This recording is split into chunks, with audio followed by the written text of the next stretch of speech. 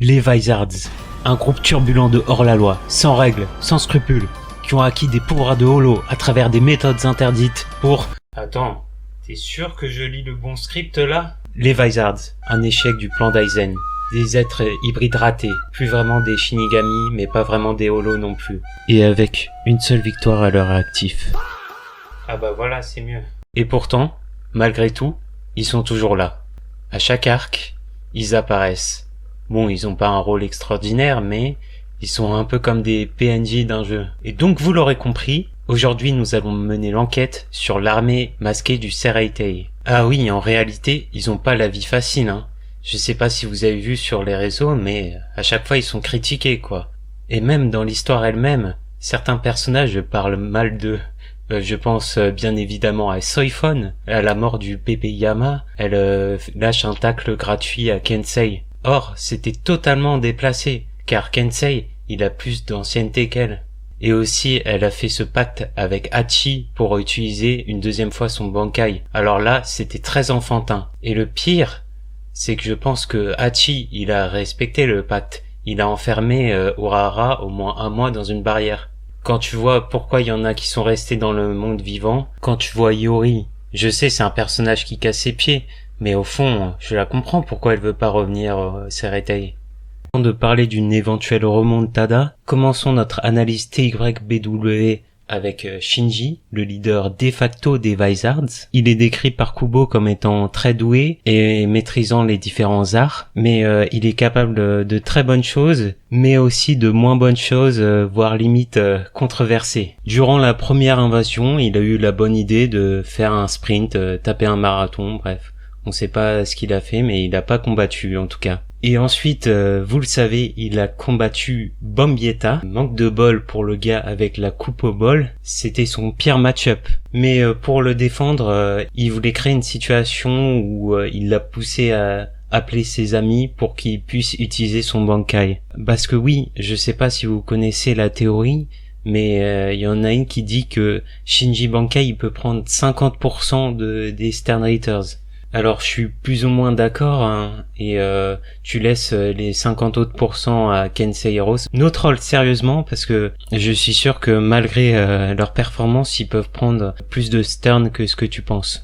Nous continuons avec Kensei, Kurin. Pareil, on sait pas trop ce qu'il a foutu, hein. On sait qu'il a envoyé Mashiro protéger l'académie et Isagi les baraques de la 9e division, mais lui, aucune idée. La légende dit même qu'il s'est caché sous un bureau. Passons maintenant à Orojuro Otoribashi. Ah quoi, il a eu un combat. Yes, youpi, enfin un vrai combat, let's go. Et non, il a été off-screen. Ah bah oui, homme masqué, ça rime avec off-screené. Non, mais non, j'y crois pas. Oui, parce que je parle de son combat contre Nanana. Il a été touché émotionnellement car il vient d'apprendre la mort de Kira. Et je comprends pas pourquoi est-ce qu'il a pas utilisé le Bankai directement. Peut-être qu'il voulait pas terminer les choses rapidement, hein. Surtout, un fait important, et c'est confirmé par Kubo, de par leur nature holo, ils ne peuvent pas se faire voler leur Bankai. Ça aurait pu être un atout majeur, hein, pour eux.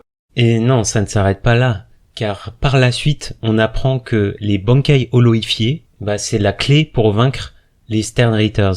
Et devine quoi? Les seuls personnages qui peuvent naturellement holoifier leur Bankai, ils le font pas. C'est con, ça. Sérieusement, mais c'est quoi cette histoire? Mais c'est débile. Ce qui est encore plus débile, c'est qu'on les voit utiliser la pilule, alors qu'ils en ont pas besoin. Et encore mieux, on aurait pu imaginer justement un scénario, que ça aurait pu booster leur pouvoir, ça aurait pu, je sais pas moi.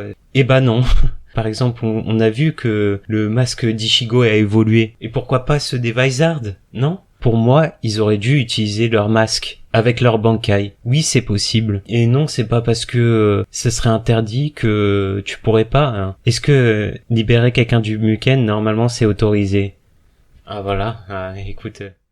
Et donc, nerfé? Clairement, oui. Là, je pense que ils auraient dû être mis en avant et être un peu la clé pour battre ces différents Stern Raiders au début, plutôt que de faire briller d'autres personnages du génie scientifique. Et surtout que là, il y a quand même un écart qui commence à se creuser, parce que par la suite, ses pouvoirs vont pas suffire. Ça sort des impactos, on sait pas d'où ils sortent, et des pouvoirs cheatés comme ça. D'autres Deus Ex Machina, si tu vois ce que je veux dire.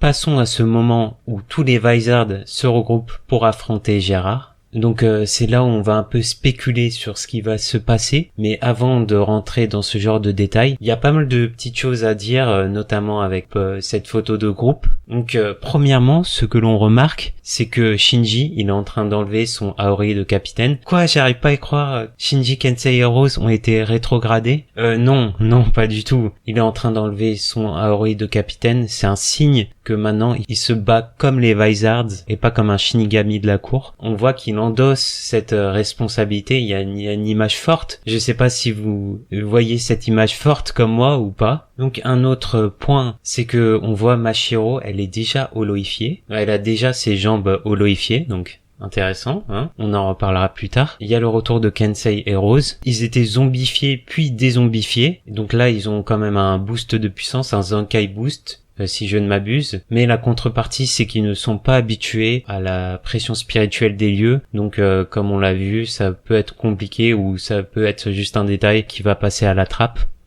Et direct, il y a une question qu'on peut se poser, c'est est-ce que le combat a commencé? C'est intéressant car Gérard, à un moment, il s'attaque au mauvais bâtiment. Normalement, il avait capté où Inamori était. Après, on voit quand même Shinji qui avait son Zanpakuto activé. Donc ça laisse à penser que peut-être il a déjà utilisé Sakanade sur lui et qu'il est déjà sous effet. Et maintenant, donc, on va parler de différents rôles de chaque personnage et qu'est-ce qu'ils peuvent accomplir. Commençons par la team des cogneurs. On va retrouver Kensei, Love et Mashiro. Donc c'est eux qui peuvent utiliser des techniques de corps à corps et faire des dégâts bruts, on va dire. Je pense pas que ça peut révolutionner la chose, mais si on a, pourquoi pas, le Bankai de Love, ça peut être intéressant. Après, pas dit que ça tape dans le physique, mais on est preneur pour ce genre de nouveauté. Ensuite, on peut voir la team Kido, menée par le grand Hachigen. Petite parenthèse sur Hachi. Je trouve qu'il est un peu surcoté. Je sais pas ce que vous pensez de ce perso. Ok, t'as les barrières, t'as les Kido, t'as le Hid. Et c'est pas un combattant ou un cogneur, quoi. Dans ce sens, c'est pas lui qui a battu